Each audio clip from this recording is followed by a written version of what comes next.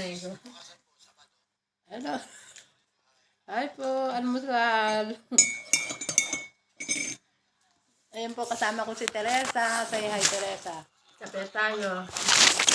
Josie ay nagbibihis pa. Ayan po ang aming kape, ginger. Ginger tea po ito. Nagpadala po ako sa amin ito. Masarap po ito. Si Josie po, nagpapalit lang po ng damit. Nakabala eh. At saka yan po cake.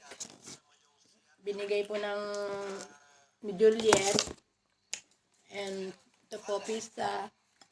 Mga galing po sa dinner nila kagabi. Yan po ang mga tira nila. Malinis po yan. Almusal po tayo. Butter. Peanut butter.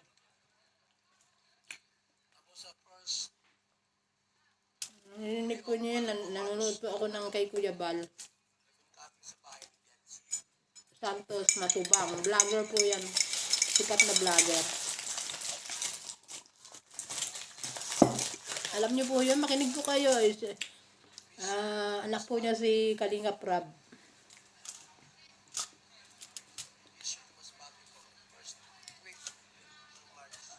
Ayaw mo na tayo. Oscar? Ang bilis na mamig yung tubig, no? Ayan, ha? Doon na lang. Almusal po tayo. Ngayon po ay may bisita na naman. May dinner. Paalala mo nga bukas. Paglabas natin, dadalhin ko yan. Ano ito sinusuro mo? Ay. Ate, yung itlog mo ay Wala naman akong itlog. hindi na na-over yun? Sa ano ko na anuhin yung 55. Mga 25. Nagawa po ako ng itlog na maalat. Itatry ko po kung maganda po. Pag maganda po yun po ay pang negosyo ko sa Pilipinas. Pag umuwi po ako. Di ba magandang negosyo yan? Hindi naman masarap yung sobrang alat eh. Oo nga. Tingnan ko sa ano. Yung kunin mong asin kayo, yung parang asin ng pinapakain sa kalabaw, baka. Ganun. Raxol. Oo. Kasi yan ay mga ano yung iodized ko yung ginagamit natin. Hindi na yan. Yung Raxol talaga maganda yung Raxol. Malalaki. Itong ano. Init mo doon, lagay mo sa aluminum foil. Almusal po tayo. Ayan po. Tinapay lang sa umaga, tinapay sa gabi, kanin sa tanghali.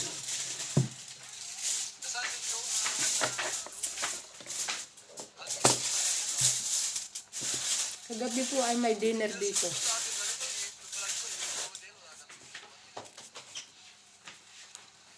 Kagabi, kahapon nagluluto ako, medyo nahihilo na naman kaya ako. Hindi ko alam ano ito. Nilala ako ng maraming tubig, no? Akin to, Jote?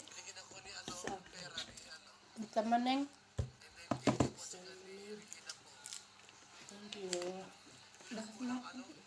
Sino ba nagbigay? Bigyan daw siya ng pera, pinambili niya ng 4 na sapatos. Kailangan po talaga siguro ay mag-inom ng maraming tubig.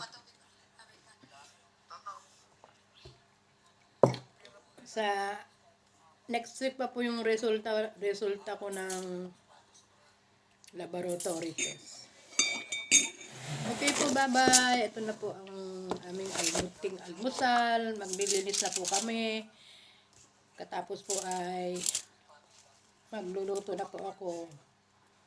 Kita-kits tayo sa kusina na naman. Kami ni Josie ay nandun. Pero saglit lang naman po inulutuin siguro. Sa bisita. Hindi pa nga pupunta ng Jamia itong isa eh.